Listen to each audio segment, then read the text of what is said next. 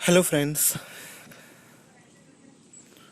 आज આપણે સ્વયં જનન એટલે કે ડીએનએનું રેપ્લિકેશન અથવા સ્વયં જનન એટલે એક ડીએનએના અણુમાંથી એના જ જેવો બીજો ડીએનએનું અણુનું નિર્માણ થવાની જે પ્રક્રિયા છે એને આપણે સ્વયં જનન અથવા તો રેપ્લિકેશન કહીએ છે.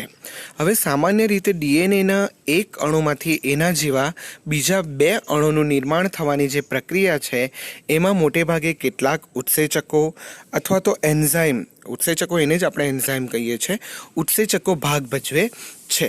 તો એ ઉત્સેચકો વિશે આપણે અભ્યાસ કરવાના છે. સામાન્ય રીતે સૌથી પહેલાં આપણે ઇસ્ચેરિસિયા કોલાઈમાં સ્વયંજનનની પ્રક્રિયા માટે ઉત્સેચકોના સમૂહની જરૂર હોય છે. તેમાં મુખ્ય ઉત્સેચક ડીએનએ પોલિમરેઝ છે. ધ્યાન આપજો વિદ્યાર્થી મિત્રો, મુખ્ય ઉત્સેચક કયો છે? ડીએનએ પોલિમરેઝ, જેમાં ડીએનએની પ્રતિકૃતિ વડે ડીએનએના બહુલીકરણને ઉત્પ્રેરિત કરે છે. હવે પ્રતિકૃતિ એટલે કે ટેમ્પલેટ, અગાઉના લેક્ચરમાં વિદ્યાર્થી મિત્રો આપણે જોયું કે ડીએનએની જે શૃંખલા છૂટી પડે છે એ શૃંખલા પરના નાઇટ્રોજન બેઝને આધારે નવી શૃંખલા પરના નાઇટ્રોજન બેઝ નિર્માણ થાય છે. હવે દાખલા તરીકે આપણે જોઈએ તો આ એક ડીએનએ છે, બરાબર? તો એના જે એક શૃંખલા પર એડેનિન છે તો એની સામે થાઇમિન હશે, ગ્વાનિન છે, સાઇટોસિન છે, સાઇટોસિન ગ્વાનિન, ગ્વાનિન સાઇટોસિન. હવે જ્યારે અહીંથી શૃંખલાઓ છૂટી પડે તો એક શૃંખલા આ રીતનું થશે, એડેનિન, ગ્વાનિન, સાઇટોસિન, ગ્વાનિન, બરાબર? અને બીજી શૃંખલા ઉપર થાઇમિન, સાઇટોસિન, ગ્વાનિન અને સાઇટોસિન. હવે આ જે શૃંખલા છે એના પર બીજી શૃંખલા જે નિર્માણ થાય છે અને આના પર પણ બીજી શૃંખલા નિર્માણ થાય, તો આ શૃંખલાને આપણે પૂરક શૃંખલા કહીશું અને આ શૃંખલાને આપણે ટેમ્પલેટ શૃંખલા કહીશું, જે આપણે અગાઉના લેક્ચરમાં જોઈ ગયા. હવે આની સામે થાઇમિનનું નિર્માણ થશે, ગ્વાનિનની સામે સાઇટોસિનનું, સાઇટોસિનની સામે ગ્વાનિનનું અને ગ્વાનિનની સામે સાઇટોસિન. એવી જ રીતે આ તરફ થાઇમિનની સામે એડેનિન, ગ્વાનિન, સાઇટોસિનની સામે ગ્વાનિન, ગ્વાનિનની સામે સાઇટોસિન અને સાઇટોસિનની સામે ગ્વાનિનનું નિર્માણ થશે. તો છૂટી પડેલી દરેક શૃંખલા એ ટેમ્પલેટ શૃંખલા છે અને એના પર જે નિર્માણ થાય છે એને આપણે પૂરક શૃંખલા કહીશું, બરાબર? ઇસ્ચેરિસિયા કોલાઈની અંદર 4.6 × 10⁶ બેઝ પેર અને મનુષ્યમાં 6.6 × 10⁹ ઇસ્ચેરિસિયા કોલાઈની અંદર 4.6 × 10⁶ બેઝ પેર છે અને મનુષ્યમાં 6.6 × 10⁹ બેઝ પેર છે. આથી એમાં સ્વયંજનન પૂર્ણ થવા માટે 18 મિનિટનો સમય લાગે છે. એટલે કે 1 સેકન્ડમાં લગભગ 2000 બેઝ પેરનું નિર્માણ થાય છે, બરાબર? આટલી બેઝ પેર છે એક ડીએનએમાં, તો 1 સેકન્ડમાં 2000 બેઝ પેર નિર્માણ થાય છે. એટલે આ ખૂબ ખર્ચાળ પ્રક્રિયા છે, બરાબર? આમાં ડીઓક્સીરિબોન્યુક્લિયોટાઇડ ટ્રાઇફોસ્ફેટ બેવડા કાર્ય કરે છે. ડીઓક્સીરિબોન્યુક્લિયોટાઇડ ટ્રાઇફોસ્ફેટ એટલે આ રીતનું આપણે જોયેલું છે, બરાબર? ઓકે, આ શર્કરા, બરાબર? એની સાથે ફોસ્ફેટ અને એની સાથે બેઝ, બરાબર? તો આ ડીઓક્સીરિબોન્યુક્લિયોટાઇડ ટ્રાઇફોસ્ફેટ, ફોસ્ફેટમાં ટ્રાઇફોસ્ફેટ બેવડા કાર્યો કરે છે, બરાબર? ઓકે, પ્રક્રિયાર્થી તરીકે પણ કાર્ય કરે છે, શક્તિ પૂરી પાડે છે. છેડાના બે ફોસ્ફેટ, આ તરફનો અને અહીંયાથી બીજો ફોસ્ફેટ આ બીજી સાથે જોડાયેલું છે આ રીતનું, બરાબર? ઓકે, આમ ત્યાર પછી બીજો ન્યુક્લિયોટાઇડ આ રીતે જોડાયેલો હોય, બરાબર? તો છેડાના જે બે ફોસ્ફેટ એ ખૂબ જ ઉર્જાસભર હોય છે. સ્વયંજનનની પ્રક્રિયાને પૂર્ણ કરવા માટે ડીએનએ પોલિમરેઝ ઉપરાંત કેટલાક અન્ય ઉત્સેચકોની પણ જરૂર પડે છે. લાંબા ડીએનએના અણુની બંને શૃંખલા એક સાથે સંપૂર્ણ અલગ થતી નથી. તમને મેં અગાઉ જ કીધું છે કે બંને શૃંખલા તોડવા માટે પણ ઉત્સેચક જરૂર પડે છે. તે માટે વધુ ઉર્જા જોઈએ. તો સ્વયંજનન ડીએનએના કુંતલના નાના ખુલ્લા થયેલા ભાગમાં થાય છે, જેને આપણે સ્વયંજનન ચીપીઓ કહીએ છીએ. દાખલા તરીકે આપણે આ રીતની ડીએનએ જોઈએ તો આ રીતની ડીએનએ છે, એનો એક નાનો ભાગ આ રીતે છૂટો પડે છે, તો આને આપણે સ્વયંજનન ચીપીઓ કહીશું. બરાબર. ઓકે. એક તરફનો છેડો 5 ડેશ હશે તો એની સામેનો છેડો 3 ડેશ હશે, અથવા તો ઉપરનો છેડો 3 ડેશ હોય તો નીચેનો છેડો 5 ડેશ હોય છે. બરાબર. ઓકે, ચાલો હવે આકૃતિ જોઈએ. તો આ ડીએનએનો 3 ડેશ છેડો છે આ, તો એની સામેનો જે છેડો એ 5 ડેશ થશે. બરાબર. બંને અહીંથી છૂટા પડે છે એટલે 3 ડેશ 5 ડેશ, અને 5 ડેશનો સામેનો આ 3 ડેશ થશે, 3 ડેશની સામેનો 5 ડેશ થશે. બરાબર. 3 ડેશ અહીંથી છૂટો પડે છે તો એનો આ 5 ડેશ થશે અને આ 3 ડેશ, તો એની સામે જે નિર્માણ થશે એ 3 ડેશનો હશે. બરાબર. ઓકે, ચાલો હવે આપણે આગળ જોઈએ કે ડીએનએ પોલિમરેઝ બહુલીકરણને માત્ર એક જ દિશામાં 5 ડેશથી 3 ડેશ તરફ ઉત્પ્રેરિત થાય છે. હવે દાખલા તરીકે આ 3 ડેશ છે તો એના એક જ તરફ આ જોઈએ તો આ 5 ડેશ 3 ડેશ તરફ ઉત્પ્રેરિત થાય છે અને સળંગ થાય છે. બરાબર. તેને કારણે 3 ડેશથી 5 ડેશ છેડાવાળી શૃંખલા પર સતત થાય છે. એટલે આ જે જોજો વિદ્યાર્થી મિત્રો, આ જે છેડા પર સતત નિર્માણ થાય છે અને નિર્માણની શરૂઆત 5 ડેશથી 3 ડેશ તરફ, એટલે એ કઈ શૃંખલા પર નિર્માણ થશે? 3 ડેશની સામે 5 ડેશ હશે એટલે 5 ડેશ તરફથી નિર્માણ થશે. અને 5 ડેશ કયા તરફ, કોના પર નિર્માણ થશે? 3 ડેશ તરફથી. તો આ જે 3 ડેશ તરફથી જે નિર્માણ થશે એ છેડો 5 ડેશથી 3 ડેશ તરફ સતત નિર્માણ થાય છે. બરાબર. જ્યારે બીજી બાજુએ એટલે કે 5 ડેશથી 3 ડેશ તરફ, બરાબર, તૂટક એટલે આ બાજુનો જે છે એ તૂટક નિર્માણ થાય છે. બરાબર. તો તૂટક નિર્માણ થાય છે. તો આ રીતે એકને આપણે વિલંબિત શૃંખલા કહીશું, એકને આપણે સરળ શૃંખલા કહીશું. બરાબર. આમ આવા જે ટુકડાઓનું નિર્માણ થાય છે એને આપણે ઓકાઝાકી ટુકડાઓ કહીએ છીએ. બાદમાં આ ઓકાઝાકી ટુકડા ડીએનએ લાઇગેઝ દ્વારા એકબીજા સાથે જોડાઈ જાય છે. બરાબર. સીધી જે નિર્માણ થાય છે એને આપણે અગ્રેસર શૃંખલા કહીશું. બરાબર. સીધી નિર્માણ થાય છે.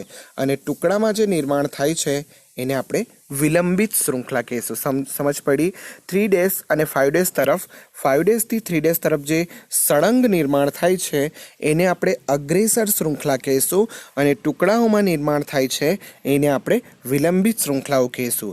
આ જે વિલંબિત શૃંખલાઓ છે એ ત્યારબાદ લાઇગેઝ નામના ઉત્સેચક વડે જોડાય છે.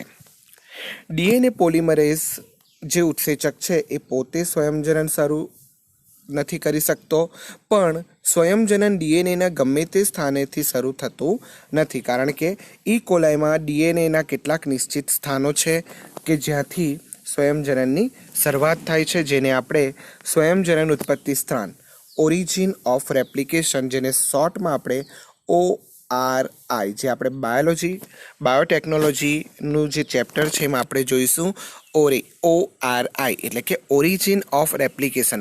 બધી જ જગ્યાએથી ડીએનએનું સ્વયંજનન થતું નથી. એના માટેના કોડિંગ હોય છે કે અમુક જગ્યાએ જ એના માટેના કોડિંગ હોય છે, અને એ માટેના કોડવાળી કોડિંગની જગ્યાએથી જ ડીએનએનું સ્વયંજનન થાય છે. એ તમે બાયોટેકનોલોજીના ચેપ્ટરની અંદર ખૂબ જ વિસ્તૃતમાં આપણે અભ્યાસ કરીશું. એટલે બધી જ જગ્યાએથી સ્વયંજનનની શરૂઆત થતી નથી. જે જગ્યાએ ઓરિજિન ઓફ રેપ્લિકેશન, કે જ્યાં એવી શૃંખલા છે, એવી સિક્વન્સ છે, તો એ સિક્વન્સ ના સ્થાનથી જ ડીએનએની સ્વયંજનનની શરૂઆત થાય છે. ડીએનએના સ્વયંજનનના સ્થાનરૂપી ડીએનએના ટુકડાઓની જરૂર પડે છે, જેને પુનઃ સંયોજિત પદ્ધતિ દ્વારા મેળવી શકાય છે. બરાબર. ઓકે. એટલે પુનઃ સંયોજન દ્વારા એને આપણે મેળવી શકીએ છીએ, જેમાં વાહકની પણ જરૂર પડે છે, જેને આપણે પ્લાઝમિડ પણ કહીએ છીએ. એ પણ તમે બાયોટેકનોલોજીમાં ખૂબ સરળતાથી અભ્યાસ કરી શકો છો, ખૂબ સરળતાથી અભ્યાસ કરી શકશો. બરાબર. એને આપણે પ્લાઝમિડ કહીએ છીએ, વાહક પ્લાઝમિડ. બરાબર. જે પણ સ્વયંજનનનું ઉત્પત્તિનું સ્થાન પૂરું પાડે છે. યુકેરિયોટામાં સ્વયંજનન કોષ વિભાજનના S તબક્કો એટલે સિન્થેસિસ તબક્કો. બરાબર, સિન્થેસિસ તબક્કો. બરાબર, સામાન્ય રીતે આપણે કોષ ચક્ર જોયું તો એમાં જીવન તબક્કો, એસ તબક્કો અને G2 તબક્કો 11th સાયન્સની અંદર ભણી ગયા છે. જીવન તબક્કો એટલે ગેપ 1, એસ એટલે સિન્થેસિસ તબક્કો અને G2 તબક્કો એટલે ગેપ 2 અને ત્યાર પછી સ્વયંજનન કોષ વિભાજન થતું હોય છે. સંવિભાજન અથવા અર્ધીકરણ તમે ધોરણ 11માં કોષ વિભાજનવાળું ચેપ્ટરમાં ક્રિયા ભણી ગયેલા છે. તો યુકેરિયોટા એટલે કે સુકોષ કેન્દ્ર સજીવોમાં કોષ વિભાજનના સ્વયંજનન એસ તબક્કામાં થાય છે અને ડીએનએનું સ્વયંજનન કોષ વિભાજન ચક્ર મોટે ભાગે સંકળાયેલું છે, એટલે કે કોષ ચક્ર સંકળાયેલું છે. બરાબર, ડીએનએના સ્વયંજનન બાદ કોષ વિભાજન ન થાય તો પોલિપ્લોઇડી ઉત્પન્ન થાય છે, અનિયમિતતાઓ ઉત્પન્ન થાય છે, જે અગાઉના ચેપ્ટરમાં આપણે ભણી ગયા છે. એને કારણે કેટલાક રંગસૂત્રીય અનિયમિતતાવાળી વિકૃતિઓ પણ જન્મે છે. બરાબર, તો આ જે કેટલાક ડીએનએના સ્વયંજનન માટે જરૂરી ઉત્સેચકો છે. કેવી રીતે ડીએનએનું સ્વયંજનન થાય છે કે જ્યારે બે શૃંખલાઓ એકબીજાથી છૂટી પડે છે ત્યારે સ્વયંજનન ચીપિયાની રચના થાય છે. નવી શૃંખલા 5 ડેશથી 3 ડેશ તરફ નિર્માણ થાય છે, એટલે ટેમ્પલેટ શૃંખલાનો ક્રમ 3 થી 5 હોય તો જ નવી શૃંખલા 5 થી 3 તરફ નિર્માણ થાય છે. યાદ રાખજો વિદ્યાર્થી મિત્રો, જો ટેમ્પલેટ શૃંખલાનો ક્રમ 3 ડેશથી 5 ડેશ તરફ હોય તો એના પર નવી શૃંખલા 5 ડેશથી 3 ડેશ તરફ નિર્માણ થાય છે. શરૂઆતમાં એ સતત નિર્માણ થાય છે, જેને આપણે અગ્રેસર શૃંખલા કહીશું, અને ત્યાર પછી ટુકડાઓમાં નિર્માણ થાય છે, જેને આપણે વિલંબિત શૃંખલા કહીશું. આ ટુકડાઓને ઓકાઝાકી ટુકડા કહીએ છીએ. આ ટુકડાઓ લાઇગેઝ નામના ઉત્સેચક વડે જોડી શકાય છે. બરાબર, તો આ પ્રક્રિયામાં સામાન્ય રીતે ઉત્સેચકો ઘણા બધા ભાગ ભજવે છે. દાખલા તરીકે ડીએનએ પોલિમરેઝ ઉત્સેચક, ત્યાર પછી કેટલાક હેલિકેઝ ઉત્સેચક, કેટલાક લાઇગેઝ ઉત્સેચક. બરાબર, પોલિમરેઝમાં પણ પોલિમરેઝ 2, પોલિમરેઝ 3 આ બધા ઉત્સેચકો ડીએનએની સ્વયંજનનની ક્રિયા માટે ખૂબ જ મહત્વનો ભાગ ભજવતા હોય છે. હેલો ફ્રેન્ડ્સ, આજે આપણે પ્રત્યાંકન વિશે અભ્યાસ કરીશું. ડીએનએના કુંતલ પર રહેલી ડીએનએના એક કુંતલ પર રહેલી જનીનિક માહિતીને આરએનએમાં નકલ કરવાની જે પ્રક્રિયા છે જેને આપણે પ્રત્યાંકન કહીએ છીએ. પ્રત્યાંકનને આપણે ટ્રાન્સક્રિપ્શન કહીએ છીએ, અને એ ટ્રાન્સક્રિપ્શનને આધારે આરએનએના જે ક્રમ છે એને આધારે એમિનો એસિડનું નિર્માણ થાય છે, અને એમિનો એસિડના આધારે પ્રોટીનનું નિર્માણ થતું હોય છે.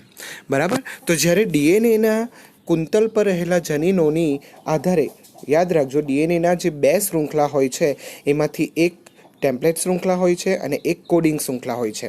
કોડિંગ શૃંખલા જે છે એનું પ્રત્યાંકન થતું નથી. કોડિંગ એટલે સાંકેતિક શૃંખલા. ભલે એનું નામ કોડિંગ શૃંખલા છે પણ એનું આરએનએમાં પ્રત્યાંકન થતું નથી, એટલે કે આરએનએમાં એના પ્રમાણે ક્રમ નક્કી થતો નથી. ફક્ત ટેમ્પલેટ શૃંખલા છે એનું જ કોડિંગ થાય છે, એનું જ પ્રત્યાંકન થાય છે. એટલે ધ્યાન આપજો વિદ્યાર્થી મિત્રો, ડીએનએના એક કુંતલ પર સામાન્ય રીતે ડીએનએની 2 કુંતલ હોય છે. બરાબર, ઓકે, ડીએનએના કુંતલ પર એટલે કે 2 શૃંખલા. હવે એ 2 શૃંખલામાં એક શૃંખલા ટેમ્પલેટ શૃંખલા થશે અને એક શૃંખલા કોડિંગ શૃંખલા થશે. તો ડીએનએના એક કુંતલ પર રહેલા જનીનિક માહિતીને આરએનએમાં નકલ કરવાની પ્રક્રિયાને આપણે ટ્રાન્સક્રિપ્શન અથવા પ્રત્યાંકન કહીએ છીએ. વિદ્યાર્થી મિત્રો, ફરીથી કહું છું, પ્રત્યાંકનને આધારે મેસેન્જર આરએનએનું નિર્માણ થાય છે, અને મેસેન્જર આરએનએને આધારે જે જનીનનો ક્રમ છે એને આધારે એમિનો એસિડ બને છે, અને એમિનો એસિડના આધારે પ્રોટીનનું નિર્માણ થાય છે, અને પ્રોટીનના આધારે એન્ઝાઇમ સક્રિય થાય છે.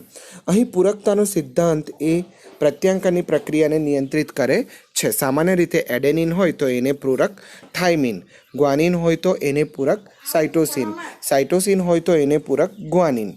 બરાબર, અને થાઇમિન હોય તો એને પૂરક એડેનિન. પરંતુ વિદ્યાર્થી મિત્રો, અહીં ધ્યાન આપવાની બાબત એ છે કે આરએનએની અંદર થાઇમિન હોતો નથી, પણ એની જગ્યાએ યુરેસિલ હોય છે. એટલે જો એડેનિન હોય તો એનો પૂરક યુરેસિલ નિર્માણ થશે. બરાબર, ગ્વાનિન હશે તો એનો પૂરક સાઇટોસિન નિર્માણ થશે, સાઇટોસિન હોય તો એનો પૂરક ગ્વાનિન નિર્માણ થશે, અને જો થાઇમિન હશે તો એનો પૂરક એડેનિન. પણ થાઇમિન હશે તો એડેનિનનું નિર્માણ થાય છે, પણ એડેનિન હોય તો મેસેન્જર આરએનએ પણ યુરેસિલનું નિર્માણ થશે. એટલે ધ્યાન રાખવાનું કે એડેનોસાઇનમાં થાઇમિનની જગ્યાએ યુરેસિલનું નિર્માણ થાય. બરાબર, દાખલા તરીકે એક આપણે ક્રમ જોઈએ તો આ રીતનો એક ક્રમ છે. આની ઉપર એડેનિન, થાઇમિન, ગ્વાનિન, સાઇટોસિન અને થાઇમિન. આ એક શૃંખલા છે, આ ડીએનએની એક શૃંખલા છે. બરાબર. તો મેસેન્જર આરએનએ ઉપર આ રીતનો ક્રમ થશે. એડેનિન છે તો એની સામે યુરેસિલ બનશે. થાઇમિન છે તો એની સામે એડેનિન બનશે. ગ્વાનિન છે તો અહીંયા સાઇટોસિન બનશે. સાઇટોસિન છે તો અહીંયા ગ્વાનિન બનશે અને થાઇમિન છે તો અહીંયા એડેનિન. આ જે ક્રમ બને છે એ મેસેન્જર આરએનએ પર બને છે. બરાબર. તો ડીએનએને આધારે મેસેન્જર આરએનએ ઉપર જે નકલ થાય છે જનીનિક માહિતી, તેને આપણે પ્રત્યાંકન કહીએ છીએ. સ્વયંજનનમાં કોઈ સજીવનું કુલ ડીએનએ બેવડાય છે, પરંતુ પ્રત્યાંકનમાં ડીએનએનો એક જ ખંડ અને એમાં પણ ફક્ત એક જ શૃંખલા આરએનએમાં પ્રત્યાંકન પામે છે. ધ્યાન રાખજો, એક જ શૃંખલા. દાખલા તરીકે આપણે ડીએનએમાં આ 2 શૃંખલા થાય છે. બરાબર. એક ટેમ્પલેટ અને બીજી પણ ટેમ્પલેટ સ્વયંજનનમાં. પણ જ્યારે એનું આરએનએમાં રૂપાંતર થાય છે ત્યારે ફક્ત એક જ શૃંખલાનું કોડિંગ થાય છે. બીજી જે શૃંખલા છે એનું કોડિંગ થતું નથી. બરાબર. એટલે એને આપણે કોડિંગ શૃંખલા કહીશું અને આને ટેમ્પલેટ શૃંખલા કહીશું. તો ટેમ્પલેટ શૃંખલા પ્રમાણે જ આરએનએમાં પ્રત્યાંકન થશે. જે સામેની શૃંખલા છે એનું પ્રત્યાંકન થશે નહીં. બરાબર. ડીએનએની એક શૃંખલા આરએનએના સંશ્લેષણ માટે ટેમ્પલેટ શૃંખલા તરીકે વર્તે છે. જો બંને શૃંખલા આરએનએ માટે સંશ્લેષણ તરીકે કાર્ય કરે તો 2 પૂરક આરએનએ. હવે શું, સપોઝ આ બંને શૃંખલા થઈ. બરાબર. અને આરએનએમાં પણ બંને શૃંખલાનું, જો આમાં એડેનિન છે, ગ્વાનિન છે, અહીંયા થાઇમિન છે અને સાઇટોસિન, તો બંને આરએનએ બને તો અહીંયા યુરેસિલ, અહીંયા સાઇટોસિન, અહીંયા એડેનિન અને ગ્વાનિન.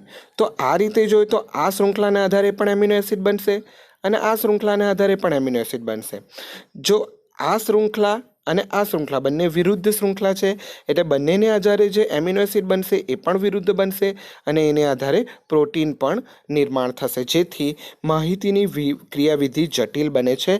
આથી ડીએનએની ફક્ત એક જ શૃંખલા છે એનું જ આરએનએમાં કોડિંગ થાય છે, એટલે આરએનએમાં પ્રત્યાંકન થાય છે. આ જે બીજી શૃંખલા છે એનું પ્રત્યાંકન થતું નથી, ફક્ત આ જ શૃંખલાનું પ્રત્યાંકન થાય છે.